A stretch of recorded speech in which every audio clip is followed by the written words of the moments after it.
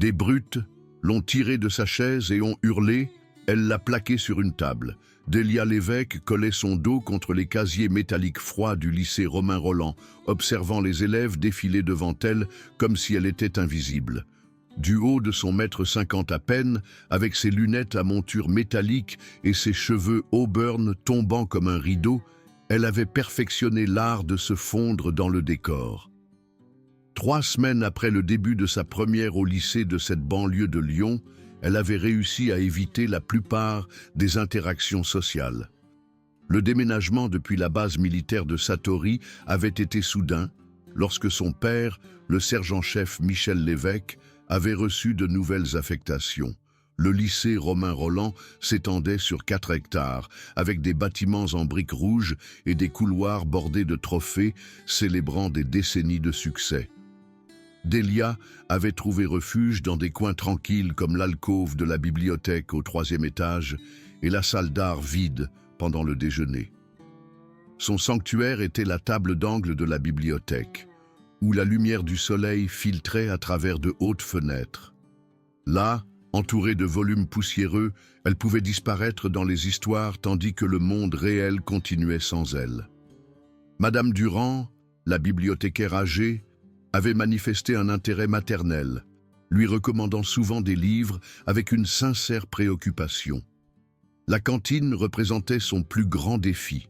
La pièce immense résonnait de centaines de conversations et d'éclats de rire qui semblaient se moquer de sa solitude. Elle avait revendiqué une petite table près des fenêtres, aussi loin que possible du territoire des populaires. Mais aujourd'hui, l'atmosphère était différente. Aujourd'hui, elle remarqua que Maxime Picard la regardait. Maxime attirait l'attention partout où il allait. Avec son 1,80 m, ses cheveux blonds parfaitement coiffés et sa démarche assurée, le quarterback vedette du lycée Romain Rolland régnait sur son coin comme un roi tenant sa cour.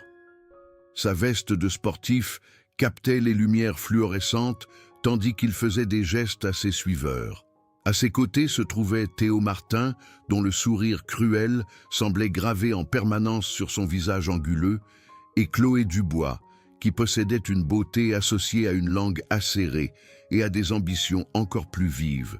Le nom de Picard avait du poids dans cette banlieue, où son père possédait la plus grande entreprise de construction du département. Ce que Délia n'avait pas prévu, c'était de devenir le centre de son attention. Cela avait commencé petit, une épaule heurtée délibérément dans le couloir, faisant tomber ses livres, des ricanements lorsqu'elle se baissait pour les ramasser, son visage brûlant tandis que les élèves la contournaient comme des débris. Le murmure bruyant de Théo « Fais attention où tu vas, fille fantôme », suivi du rire tonitruant de Maxime résonnant contre les casiers. Les incidents avaient progressivement escaladé. À la cantine, Chloé renversait accidentellement la bouteille d'eau de Délia, trempant son déjeuner. Pendant le cours de PS, Délia était toujours choisie en dernier, tandis que Maxime soupirait exagérément d'être coincé avec un poids mort. Le gymnase était devenu un autre champ de bataille où son manque de prouesse athlétique fournissait une munition infinie à leur moquerie. Mais Délia endurait tout en silence, la mâchoire serrée et les poings enfouis profondément dans les poches de sa veste. Elle avait appris il y a longtemps que riposter ne faisait qu'empirer les choses. Plus important encore, elle portait un secret qui faisait ressembler leur raillerie à des coupures de papier pour quelqu'un qui avait survécu à des blessures bien plus profondes. Chaque soir après l'école, Délia se transformait, passant de l'élève discrète et négligée à quelqu'un d'entièrement différent. Dans leur garage, son père avait aménagé un espace d'entraînement complet aux arts martiaux. Des sacs lourds pendaient à des poutres renforcées, tandis que des miroirs tapissaient un mur, reflétant les mouvements complexes que Délia perfectionnait depuis l'âge de 8 ans. Sous l'œil attentif de son père, Délia avait obtenu sa ceinture noire en taekwondo et des grades avancés en jiu-jitsu brésilien. Sa petite carrure dissimulait une force trompeuse, tandis que des années d'entraînement lui avaient donné des réflexes capables de désarmer des adversaires 2 fois plus grands qu'elle. Mais son père lui avait également enseigné la retenue, la discipline et la sagesse de savoir quand ne pas se battre. La violence doit toujours être le dernier recours, lui rappelait-il lors des séances du soir. Un vrai guerrier cherche à résoudre les conflits sans donner un seul coup de poing. Mais quand ce moment arrive, quand tu n'as pas d'autre choix, tu y mets fin rapidement et complètement. Alors Delia absorbait leurs tourments quotidiens, trouvant de la force en sachant qu'elle pouvait les arrêter quand elle le voudrait. Elle se disait que le lycée était temporaire, que ces brutes ne valaient pas les conséquences de révéler ce dont elle était vraiment capable. Chaque insulte, chaque humiliation, elle les rangeait tout en maintenant la façade d'impuissance qui semblait satisfaire leurs besoins de pouvoir. Le schéma s'était poursuivi pendant des semaines. Maxime la coinçait dans les couloirs, lui demandant bruyamment si elle avait enfin trouvé sa voie, tandis que Théo faisait des gestes exagérés en cherchant sa personnalité. Chloé avait perfectionné l'art de l'exclusion sociale, s'assurant que tout élève qui montrait de la gentillesse envers Delia apprenait rapidement que cela ne valait pas le suicide social. Mais il y avait une personne qui semblait immunisée contre leur influence. Mark Chen travaillait à la bibliothèque pendant ses heures libres, aidant Madame Durand à organiser les livres rapportés et à aider les élèves dans leurs recherches. Il avait des yeux gentils derrière des lunettes à monture métallique similaires à celles de Delia et une confiance tranquille qui venait du fait d'être vraiment à l'aise avec lui-même. Contrairement à la plupart des élèves qui soit l'ignoraient, soit participaient à son isolement, Marc offrait de petits gestes de gentillesse. Il lui réservait sa place préférée à la bibliothèque quand il la voyait arriver. Quand elle avait du mal à atteindre des livres sur les étagères hautes, il apparaissait sans dire un mot avec un escabeau.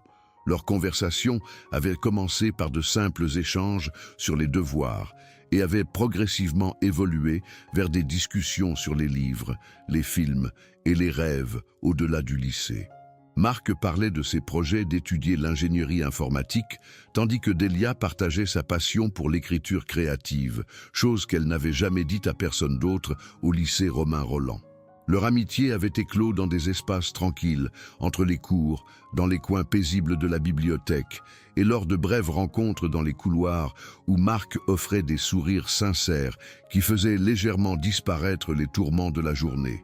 Delia se surprenait à attendre ces moments avec impatience, ressentant pour la première fois depuis son arrivée qu'elle n'était peut-être pas complètement seule. Maxime avait remarqué leur amitié grandissante avec les instincts prédateurs de quelqu'un qui considérait tout bonheur chez ses cibles comme un affront personnel. Un mardi midi, alors que Delia était assise en train de lire en mangeant son sandwich, la voix de Maxime traversa le bruit de la cantine comme une lame. « Tiens, tiens, tiens, on dirait que la fille invisible s'est trouvée un copain. » Ces mots portèrent à travers plusieurs tables, attirant l'attention des élèves qui avaient appris à guetter le divertissement chaque fois que Maxime jetait son dévolu sur quelqu'un. Les joues de Delia rougirent alors que des dizaines de pères d'yeux se tournaient vers sa table. Marc, qui s'approchait avec une recommandation de livre, s'arrêta à mi-chemin alors que la cantine tombait dans un silence d'attente. « Je me demande s'il sait dans quoi il s'embarque », ajouta Théo avec une inquiétude théâtrale. Sortir avec un fantôme pourrait être trop bizarre, même pour un geek de l'informatique. Le rire de Chloé retentit, aigu et cruel. Peut-être qu'ils peuvent avoir leur premier rendez-vous à la bibliothèque, comme ces romantiques, entourés de poussière et de livres qui sentent la solitude. La cantine éclata de rire, et Delia sentit quelque chose se briser à l'intérieur de sa poitrine. L'humiliation était une chose lorsqu'elle était dirigée uniquement contre elle, mais voir le visage de Marc rougir d'embarras alors qu'il devenait un dommage collatéral dans leur campagne de cruauté alluma une étincelle de colère qu'elle avait soigneusement réprimée. Mais elle resta silencieuse. Elle ramassa ses affaires et s'éloigna à pas mesurés, laissant derrière elle l'écho de leur rire et le regard déçu dans les yeux de Marc. Ce soir-là, son père remarqua l'intensité supplémentaire dans ses coups contre le sac lourd, la façon dont ses coups de pied portaient une fureur qui n'était pas là auparavant. « Il s'est passé quelque chose à l'école aujourd'hui ?» demanda-t-il, tenant le sac stable alors qu'elle déchaînait des combinaisons qui auraient impressionné ses instructeurs à Satori. « Rien que je ne puisse gérer », répondit-elle, la réponse habituelle qu'elle donnait depuis des semaines. Le sergent-chef Lévesque étudia le visage de sa fille avec l'œil analytique de quelqu'un qui avait passé 20 ans à lire les niveaux de stress des soldats sous pression. « N'oublie pas ce que je t'ai appris sur le choix de tes combats, ma chérie, mais n'oublie pas non plus que certains combats te choisissent, que tu le veuilles ou non. » Le point de rupture survint 3 jours plus tard dans le lieu le plus public possible. L'auditorium de l'école bourdonnait de l'énergie d'une assemblée obligatoire, 500 élèves entassés dans des sièges en velours rouge, tandis que le proviseur M. Dubois égrenait des annonces sur les événements à venir et les réussites scolaires. Delia avait choisi une place dans le coin arrière, espérant devenir invisible parmi la foule. Marc avait réservé la place à côté d'elle, et pour une fois, elle se permit de se détendre légèrement. L'Assemblée aborda des sujets de routine, les préparatifs du bal de rentrée, les dates limites de candidature à l'université et les mises à jour sur les chances de l'équipe de football en séries éliminatoires. Delia commençait à penser qu'elle pourrait échapper à ce rassemblement sans incident lorsque le proviseur Dubois demanda s'il y avait des questions de la part du corps étudiant. La main de Maxime se leva immédiatement et l'estomac de Delia se noua lorsqu'elle reconnut le sourire prédateur qui se répandait sur son visage. « Proviseur Dubois, j'ai une question sur la sécurité à l'école et sur l'importance pour les élèves de s'exprimer lorsqu'ils voient quelque chose d'inquiétant. » « Excellent sujet, monsieur Picard. Allez-y, je vous prie. » Maxime se leva, attirant l'attention de tout l'auditorium, avec la confiance de quelqu'un né pour être sous les feux de la rampe. « Eh bien, monsieur, j'ai remarqué que certains élèves semblent avoir du mal à s'intégrer dans notre communauté scolaire. Des élèves qui restent à l'écart, ne participent pas aux activités et semblent presque instables. » Pendant qu'il parlait, son regard balaya délibérément l'auditorium avant de se poser directement sur Delia. Le geste était subtil mais indubitable, et elle sentit des centaines de paires d'yeux suivre sa ligne de mire. Son souffle se coupa lorsqu'elle réalisa ce qu'il faisait. « Je veux dire, nous avons tous entendu parler d'incidents dans d'autres écoles où des élèves discrets craquent soudainement. » Continua Maxime, sa voix prenant un ton de citoyenneté concernée qui fit ramper la peau de Delia. « Peut-être devrions-nous avoir un système où les élèves peuvent signaler les camarades de classe qui semblent potentiellement dangereux. Vous savez, avant qu'il ne se passe quelque chose de tragique. » Sans mentionner son nom, Maxime avait réussi à dépeindre Delia comme une menace potentielle, une bombe à retardement cachée parmi eux. Les chuchotements commencèrent immédiatement, se propageant dans l'auditorium, alors que les élèves se tournaient pour regarder la fille qui semblait soudainement beaucoup plus sinistre que simplement invisible. Le lendemain matin apporta un nouveau niveau d'isolement. Les élèves qui l'avaient précédemment ignoré l'évitaient maintenant activement, se rangeant sur le côté dans les couloirs et choisissant des itinéraires différents pour éviter de croiser son chemin. Les professeurs la regardaient avec une nouvelle inquiétude, et elle surprit plusieurs conversations chuchotées qui s'arrêtèrent brusquement lorsqu'elle s'approcha. Mais le coup le plus cruel survint pendant le déjeuner. Delia était assise à sa table habituelle, picorant un sandwich qu'elle n'avait pas envie de manger, lorsqu'elle remarqua Marc s'approcher avec une réticence évidente. Sa démarche assurée habituelle avait été remplacée par des pas hésitants, et ses yeux ne pouvaient pas tout à fait croiser les siens. « Écoute, Delia, je... » Marc lutta avec des mots qui ne venaient clairement pas naturellement. « Mes parents ont entendu parler de ce qui s'est passé hier, de l'Assemblée. Ils pensent que peut-être nous devrions faire une pause dans nos sorties, juste jusqu'à ce que les choses se calment. » Les mots la frappèrent comme des coups physiques. Même Marc, la seule personne qui lui avait montré une véritable gentillesse, l'abandonnait sur la base de la manipulation calculée de Maxime. « Je comprends, » dit-elle, ramassant ses affaires avec une précision mécanique. « Merci d'être honnête. » Alors qu'elle se levait pour partir, Marc attrapa doucement son poignet. « Delia, je suis vraiment désolé. S'il y avait un autre moyen... » Elle baissa les yeux sur sa main sur son poignet, puis releva les yeux vers son visage avec une expression qu'il ne pouvait pas lire. « Il y a toujours un autre moyen, Marc. Certaines personnes n'ont tout simplement pas le courage de le prendre. L'affrontement final commença en cours d'histoire avec Monsieur le maire. Delia était assise à sa place assignée, prenant des notes attentivement alors que le professeur discutait de la Révolution française. L'ironie ne lui échappa pas alors qu'elle se surprenait à penser à la rébellion, à ce qui avait poussé des gens ordinaires à des actions extraordinaires. Monsieur le maire discutait de la prise de la Bastille lorsqu'il posa une question sur la désobéissance civile et sur le moment où il devient justifié de résister à l'autorité. Après plusieurs réponses tirées du manuel, il interrogea Delia. « Mademoiselle l'évêque, qu'en pensez-vous? Quand la résistance devient-elle non seulement justifiée mais nécessaire ?» Delia sentit tous les yeux se tourner vers elle et quelque chose se mit en place. Elle se redressa et parla d'une voix claire qui portait à tous les coins de la pièce. « Je pense que la résistance devient nécessaire lorsque les tentatives pacifiques de résolution ont été épuisées et lorsque l'alternative est d'accepter une oppression systématique qui ne fera qu'empirer avec le temps. Les révolutionnaires ont essayé la pétition, le compromis et la négociation. Lorsque ceux-ci ont échoué, ils ont dû choisir entre la soumission et l'action. Parfois, le coût de la riposte semble élevé, mais le coût de ne pas riposter est toujours plus élevé. » La classe tomba dans le silence et Delia sentit que ces mots portaient plus de poids qu'une simple réponse académique. Alors que la discussion se poursuivait autour d'elle, elle sentit une étrange clarté s'installer dans ses pensées. Elle venait d'articuler sa propre situation avec une précision parfaite. Lorsque la cloche sonna, la voix de Maxime traversa le bruit du départ. Pensée profonde de la psychopathe de l'école.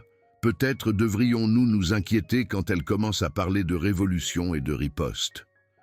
Le rire de Théo rejoignit celui de son chef. Ouais, la prochaine chose que tu sais, elle citera le terroriste ou quelque chose comme ça.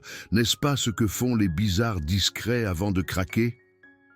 Delia se tourna lentement pour leur faire face, son mouvement si délibéré qu'il attira l'attention des élèves qui se dirigeaient vers la porte. « En fait, dit-elle, sa voix portant une intensité tranquille qui fit s'arrêter les élèves restants, je pensais plutôt à la fusillade de Nanterre. Comment parfois les oppresseurs vont trop loin, et la réponse devient inévitable. » Le sourire narquois de Maxime vacilla légèrement. « C'est une menace, la folle ? C'est une observation historique sur ce qui arrive quand les gens en ont marre d'être malmenés. » Elle se dirigea vers la porte à pas mesurés et les autres élèves se rangèrent instinctivement pour créer un chemin dégagé. Au seuil, elle s'arrêta et regarda en arrière. Le truc avec les révolutionnaires, c'est que personne ne les voit venir jusqu'à ce qu'il soit trop tard. La nouvelle de l'échange se répandit dans le lycée Romain Rolland avec la vitesse que seuls les potins adolescents pouvaient atteindre. La fille discrète qui avait été une cible facile pendant des mois venait de lancer ce qui ressemblait étrangement à une déclaration de guerre. Cet après-midi-là, Marc la trouva dans le gymnase pendant l'étude. L'espace immense était vide, à l'exception du personnel d'entretien qui installait l'équipement pour l'entraînement de basket-ball du soir. Il grimpa là où elle était assise seule dans les gradins. « J'ai entendu parler de ce qui s'est passé dans le cours de Monsieur le maire, » dit-il. « J'en suis sûr. Toute l'école est au courant maintenant, probablement avec des embellissements créatifs. » Marc resta silencieux pendant un moment. « J'ai aussi réalisé que pendant que je m'inquiétais de mes candidatures à l'université et de ce que mes parents pourraient penser, tu étais confronté à quelque chose de bien pire qu'un inconvénient social. J'ai été un lâche, Delia. Je t'ai abandonné quand tu avais le plus besoin de soutien, et j'en ai honte. Ce n'est pas ton combat, Marc. Peut-être pas à l'origine, mais Maxime en a fait mon combat quand il a utilisé notre amitié comme munition contre toi. Et j'en ai fait mon combat quand j'ai décidé que j'en avais marre de voir de bonnes personnes se faire détruire pendant que tout le monde reste là à faire semblant que ce n'est pas leur problème. » Pour la première fois depuis des jours, Delia sentit une étincelle de quelque chose d'autre que de la colère ou du désespoir. Avoir un allié, surtout un qui comprenait le coup de se lever, changea toute la dynamique. Le plan était simple. Marc reprendrait publiquement leur amitié, forçant Maxime à intensifier ses tactiques pour maintenir sa crédibilité. Pendant ce temps, Delia projetterait une confiance tranquille plutôt que son attitude soumise précédente. La combinaison serait irrésistible pour quelqu'un comme Maxime, qui ne pouvait tolérer aucun défi à son autorité. Le coup d'envoi eut lieu le lendemain matin au casier de Delia. Marc apparut à côté d'elle, portant 2 gobelets de café du café d'en face. « Je me suis dit que tu pourrais avoir besoin de caféine, » dit-il, lui en offrant un avec un sourire clairement visible à tous ceux qui regardaient. Le geste était simple mais indubitable. Les élèves qui passaient firent des doubles prises, et Delia pouvait pratiquement sentir le réseau de potins s'activer. Marc Chen s'alignait publiquement avec la fille que Maxime Picard avait marquée comme une paria sociale. La réponse de Maxime fut prévisiblement rapide et publique. Pendant le déjeuner, alors que Delia et Marc étaient assis ensemble à leur table habituelle, la voix du quarterback résonna dans la cantine. « Eh bien, regardez qui est de retour ensemble, la psychopathe de l'école et son petit ami geek de l'informatique. Comme c'est romantique. » La cantine tomba dans le silence, alors que des centaines d'élèves se tournaient pour regarder l'affrontement se dérouler. Delia sentit la brûlure familière de l'humiliation, mais se força à rester calme et assise. « Vous savez ce que je trouve intéressant ?» continua Maxime. « Comme certaines personnes oublient vite la sécurité quand elles pensent avec la mauvaise partie de leur anatomie. J'espère que Marc ici a une bonne assurance vie. » Le commentaire suscita des halètements de plusieurs élèves. Même selon les normes de Maxime, suggérer que Delia pourrait blesser physiquement Marc dépassait les limites du comportement acceptable. Mais Delia resta assise, buvant sa gorgée d'eau et maintenant un contact visuel avec Maxime à travers la cantine. Son calme sembla le déconcerter plus que n'importe quelle réponse de colère ne l'aurait fait. Finalement, Delia se leva. Le mouvement était fluide et contrôlé, et quelque chose dans sa posture fit que la cantine devint encore plus silencieuse. Elle traversa lentement la pièce vers la table de Maxime, ses pas résonnant dans le calme anormal. « Tu sais, Maxime, » dit-elle, sa voix portant clairement à travers l'espace silencieux, « je réfléchissais à quelque chose que tu as dit pendant l'assemblée, à propos des élèves qui semblent potentiellement dangereux. J'ai réalisé que tu avais absolument raison. Les élèves qui utilisent la peur et l'intimidation pour contrôler les autres, qui ciblent systématiquement tous ceux qu'ils perçoivent comme différents ou vulnérables, qui essaient de détruire la réputation et les relations des gens pour leur propre divertissement. Ces élèves sont vraiment dangereux. La question est, que devrions-nous faire à propos des élèves comme ça ? Le visage de Maxime devint rouge alors qu'il réalisait qu'elle l'avait piégé dans sa propre rhétorique. « Tu me menaces ? Je pose une question philosophique sur la sécurité à l'école, la même question que tu as posée pendant l'assemblée. » Sur ce, elle se tourna et retourna à sa table, laissant Maxime debout sans bonnes options de réponse. Pour la première fois depuis son arrivée au lycée Romain Rolland, Delia avait publiquement tenu tête à Maxime Picard et en était sortie victorieuse. Les représailles survinrent 2 jours plus tard, de la manière la plus publique et la plus humiliante possible. Delia traversait la cour principale pendant le déjeuner lorsqu'elle remarqua une foule inhabituelle rassemblée près de la fontaine centrale. Les élèves pointaient du doigt et riaient de quelque chose, et elle pouvait entendre la voix de Maxime s'élever au-dessus du bruit général. Alors qu'elle se rapprochait, son estomac se noua. Éparpillées sur le sol autour de la fontaine se trouvaient des dizaines de pages imprimées et elle pouvait voir sa propre écriture sur plusieurs d'entre elles. D'une manière ou d'une autre, Maxime avait mis la main sur son portfolio d'écriture créative, la collection d'histoires et de poèmes sur laquelle elle travaillait depuis son arrivée au lycée Romain Rolland. « Oh, c'est croustillant !» disait Chloé, tenant une page avec un poème d'amour. « Écoutez cette bouse. Dans les espaces tranquilles entre les battements de cœur, j'ai trouvé une voix qui comprenait le langage de la solitude. » Les élèves éclatèrent de rire, et Delia sentit son visage brûler d'embarras. Ses pensées les plus personnelles, les expressions privées de ses luttes et de ses rêves, étaient moquées et dégradées pour le divertissement public. Mais le pire était à venir. Maxime émergea de la foule en tenant une seule page qui glaça le sang de Delia. C'était une histoire qu'elle avait écrite sur Marc, une fiction à peine déguisée sur deux élèves solitaires trouvant l'amitié dans un environnement hostile. Et c'est la meilleure de toutes. C'est une histoire d'amour sur notre couple préféré. Vous voulez entendre comment elle décrit son petit ami ? Il commença à lire d'une voix romantique exagérée, et Delia sentit quelque chose se briser à l'intérieur de sa poitrine alors que ses sentiments les plus intimes étaient transformés en moquerie publique. Les élèves qui s'étaient contentés de regarder riaient maintenant ouvertement, et elle pouvait voir des caméras de téléphone enregistrer le spectacle. Marc apparut à côté d'elle, son visage blanc de colère. « Où as-tu trouvé ça ?» Maxime sourit avec une pure méchanceté. « Disons simplement que ta copine devrait faire plus attention à ce qu'elle laisse traîner. N'importe qui pourrait forcer son casier et trouver ses trésors. » L'aveu de l'effraction fut prononcé avec une arrogance si désinvolte que plusieurs élèves cessèrent de rire. Même selon les normes du lycée Romain Rolland, voler l'écriture privée de quelqu'un dépassait une limite sérieuse. Chaque mot ressemblait à un coup physique, alors que Delia restait figée, tandis que son monde intérieur était disséqué pour le divertissement public. Le point de rupture survint lorsque Maxime atteignit le point culminant de l'histoire, où la version fictive de Marc tenait tête au brut. Dans l'histoire de Delia, c'était un moment d'héroïsme. Dans la performance de Maxime, cela devint une chute sur l'idéalisme naïf. La foule éclata de rire, et Delia sentit le dernier de sa retenue se briser comme un câble trop tendu. Mais ce n'était pas la moquerie de Maxime qui la poussa à bout.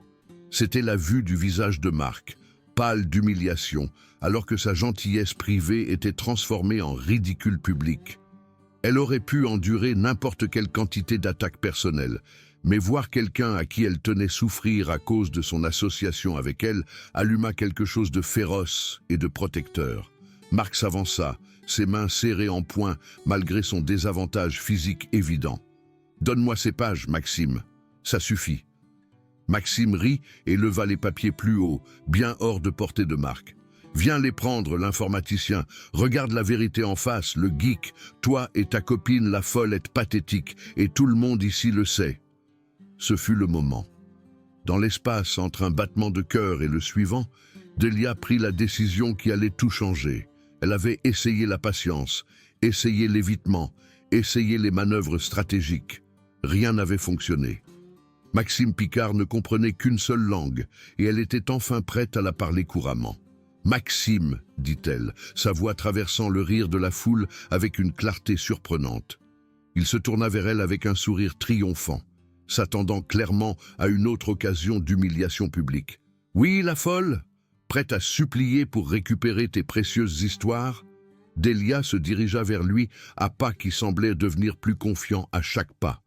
Quelque chose dans son mouvement fit instinctivement reculer la foule, créant un cercle clair autour de la fontaine. « Je veux que tu écoutes très attentivement, » dit-elle, s'arrêtant juste à portée de bras. « Tu vas me donner ces papiers, tu vas t'excuser auprès de Marc de l'avoir impliqué dans tes problèmes personnels avec moi, et ensuite, vous allez nous laisser tous les deux tranquilles. » Le rire de Maxime résonna sur les bâtiments environnants. « Oh, vraiment ?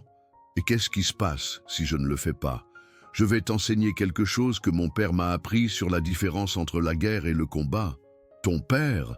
Maxime ricana. « Qu'est-ce que papa va faire, m'écrire une lettre de protestation ? Mon père est le sergent-chef Michel Lévesque, de l'armée de terre française, » répondit Delia, sa position changeant subtilement vers quelque chose de plus équilibré et prêt. « Il a passé 20 ans à former des soldats, à neutraliser les menaces rapidement et efficacement.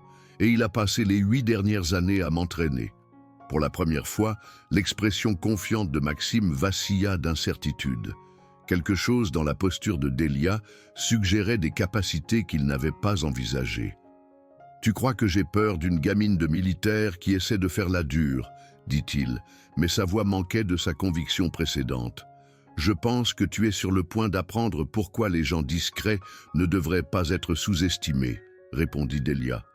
Ce qui se passa ensuite se produisit trop rapidement pour que la plupart des témoins puissent suivre clairement. Maxime tendit la main pour repousser Delia, probablement dans l'intention de l'humilier davantage en la faisant tomber devant la foule. C'était le genre d'intimidation physique désinvolte qu'il avait utilisé d'innombrables fois pour établir sa domination. Mais Delia n'était pas là lorsque ses mains arrivèrent. Elle s'était légèrement déplacée sur le côté, laissant son élan l'emporter vers l'avant tandis qu'elle saisissait son poignet tendu à deux mains. Utilisant sa propre force contre lui, elle pivota et le jeta par-dessus sa hanche dans une technique de judo parfaitement exécutée qui l'envoya s'écraser sur la table de pique-nique centrale de la cour. L'impact fut énorme. Maxime frappa la table avec une force suffisante pour fendre la surface en bois, et le son résonna à travers la cour comme un coup de feu. Il roula de la table brisée et tomba sur le sol, haletant et regardant Delia avec choc et incrédulité. Toute la cour tomba dans un silence de mort. Les élèves qui riaient quelques instants auparavant regardèrent maintenant avec un étonnement stupéfait la fille discrète qui venait de lancer le quarterback vedette de l'école à travers un meuble. Mais Delia n'avait pas fini. Alors que Maxime luttait pour se relever, son visage rouge de rage et d'embarras, elle s'avança avec la grâce fluide de quelqu'un de parfaitement à l'aise avec la confrontation physique. « Les papiers », dit-elle calmement. « Maintenant ». Maxime chargea sur elle avec un rugissement de fureur, toute technique abandonnée au profit d'une pure agression. Pour les élèves qui regardaient, il semblait que Delia était sur le point d'être submergée par quelqu'un de près de 30 cm plus grand et de 30 kilos plus lourd. Au lieu de cela, elle s'abaissa et balaya ses jambes, le faisant s'écraser à nouveau sur le sol. Alors qu'il essayait de se relever, elle attrapa son bras et appliqua un blocage articulaire qui le fit hurler de douleur en quelques secondes. « Les papiers !» répéta-t-elle, sa voix inchangée malgré la lutte violente. « Lâche-moi !» haleta Maxime, son arrogance antérieure remplacée par la panique alors qu'il réalisait qu'il était complètement dépassé. Delia appliqua une pression légèrement plus forte et il cria à nouveau. Autour d'eux, les élèves sortaient leur téléphone pour enregistrer ce qui était clairement la confrontation la plus dramatique de l'histoire récente du lycée Romain Rolland. « Je peux continuer comme ça toute la journée », dit Delia d'un ton conversationnel. « Mon père m'a appris 17 façons différentes d'immobiliser quelqu'un sans causer de dommages permanents. Ce n'est que le numéro 3. Les papiers, Maxime, dernière chance. »« D'accord, haleta-t-il. Prends tes stupides histoires, lâche-moi juste. » Elle relâcha la prise et recula, lui permettant de s'éloigner en rampant hors de sa portée. Avec des mains tremblantes, il ramassa les pages éparpillées et les lui tendit, ses yeux ne quittant jamais son visage. Delia accepta les papiers calmement, les redressant avec un soin méticuleux, tandis que Maxime se frottait l'épaule et la regardait avec un mélange de peur et d'incrédulité. « Maintenant, les excuses, » dit-elle. Maxime regarda autour de la cour, espérant clairement échapper à cette humiliation. Mais le cercle d'élèves ne montrait aucun signe de dispersion, et plusieurs enregistraient encore tout. « Je suis désolé, » marmonna-t-il, à peine audible. « Plus fort, » ordonna Delia, « et regarde-le quand tu le dis. » Le visage de Maxime devint plus rouge, mais il se tourna vers Marc et parla d'une voix claire. « Je suis désolé de t'avoir impliqué là-dedans, c'était entre elle et moi. » Delia étudia le visage de Maxime pendant un long moment, puis s'approcha de lui. Il tressaillit en arrière, s'attendant clairement à une autre attaque, mais elle parla simplement d'une voix assez basse pour que lui seul puisse l'entendre. « Tu as un choix maintenant.